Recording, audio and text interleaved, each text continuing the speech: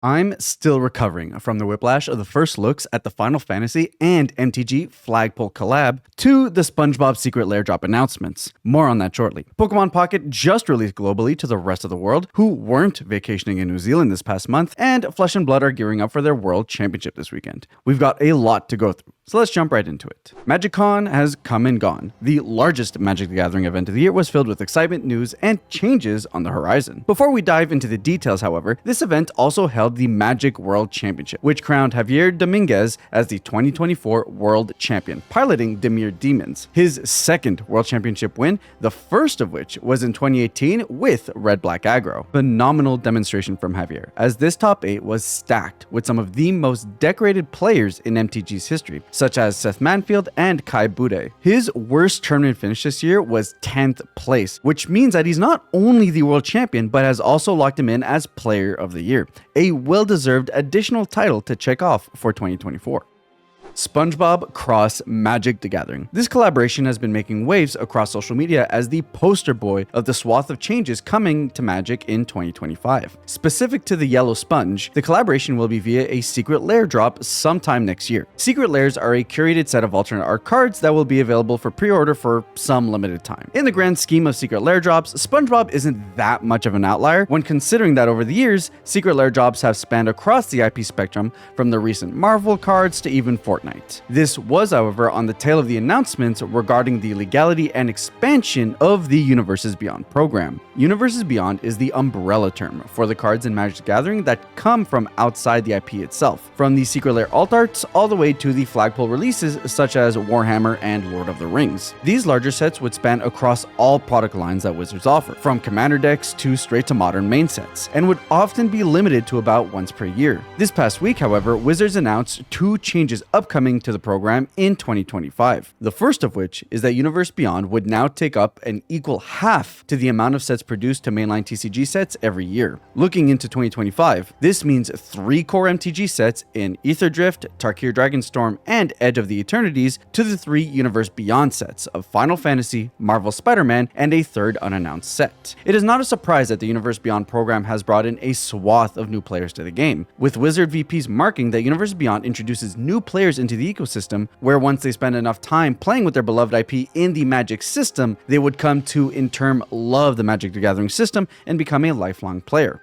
Or returning players in some cases. That's me, I'm the returning player. My life for Cloud and Sephiroth. These alternate IP sets being such an alluring funnel for new players is one of the big reasons as to why we also see the second change coming to their design. These sets will be legal in all formats. What this primarily means is that these sets will be standard legal as of 2025. At first glance, this does seem like Wizards cramming the Universe Beyond product line into every facet of the game possible, which to some degree it is. However, going through the explanations does provide good insight as to why this change is a net benefit to the new players this program specifically brings in. For lovers of Lord of the Rings, their entry into 60-card Magic was modern back when that set was first introduced, a format that is not only more competitively demanding of players and their knowledge of the non-rotating card pool, but also one of the more expensive formats in the game, with decks averaging about $1,000.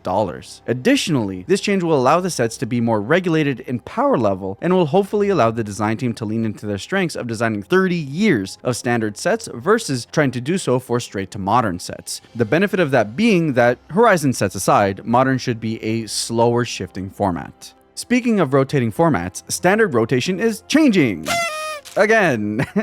For what has felt like an annual change to the standard rotation system in the past 4 years, this time around, the format will rotate based on a yearly cadence. Starting in 2027, standard sets will remain legal for 3 years until the release of the first set of the next calendar year. Hopefully, this system will be the one that sticks. With those large announcements out of the way, let's quickfire the rest of the set and change announcements coming down the pipeline for Magic Gathering. On the 2025 calendar, Ether Drift is a set focused on a race across planes, with vehicles being a big feature. Following suit, Tarkir Dragonstorm will look to blend the themes of the 2 Tarkir timelines with the return of the tri-colored clans. Final Fantasy will be the first Universe Beyond set of 2025, featuring characters from across the IP's history. Edge of Eternities looks to explore science fiction as we jump into space, with the last third of the year's focus on Spider-Man and the final unannounced Universe Beyond set. Foundations is the newest set coming down the pipeline. For old heads, this set would be akin to core sets and will play as the structural backbone for Standard moving forward. The goals of the set are to provide an easy and exciting entry point into playing Magic, while also being able to provide tournament and sideboard staples for new players and brand new cards for current players. This new coat of paint for core sets also comes with a new rule change. Damage assignment order is no longer declared ahead of time, but only once damage is being dealt. This essentially means on defense, your opponent won't be able to take advantage of multi-blocking alongside battle tricks to wipe out your attack step. This change does make battle trips weaker defensively, but are probably a mechanical neg benefit for the game in a long run, simplifying what can sometimes be an unintuitive aspect of battle. Phew!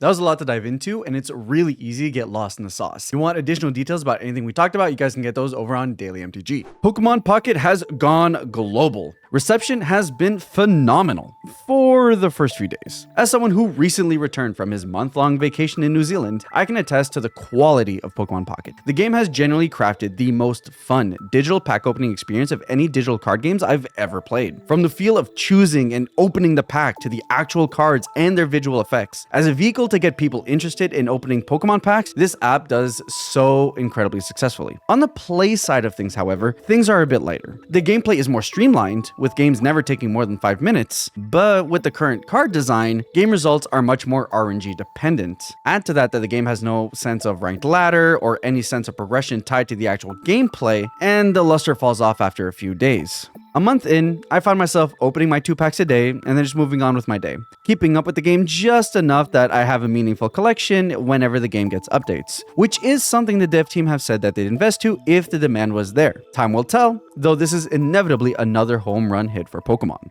From one creature catching game to another, Elestrals is on the tail end of their digital client Kickstarter, Elestrals Clash. This Kickstarter is to support the development of a completely free-to-play digital client for Elestrals TCG. Straying away from the typical models of most of its competitors, Elestrals claim that their client will have every mechanically unique card available and accessible for free, a large departure from the digital pack model of its competitors. The game blew through its initial goal of $250,000 in the first day, and is now on the last couple of days of funding, with upcoming stretch goals including new game arenas, physical card rewards, and in-client features. I've personally been working with the Elestrals team to help scope out the future of the client, and I'm thrilled by the talent on deck to make this a reality. My biases aside, I highly recommend checking out the Kickstarter and considering supporting if you're at all interested in the game and want to get in on the beta coming in a few months.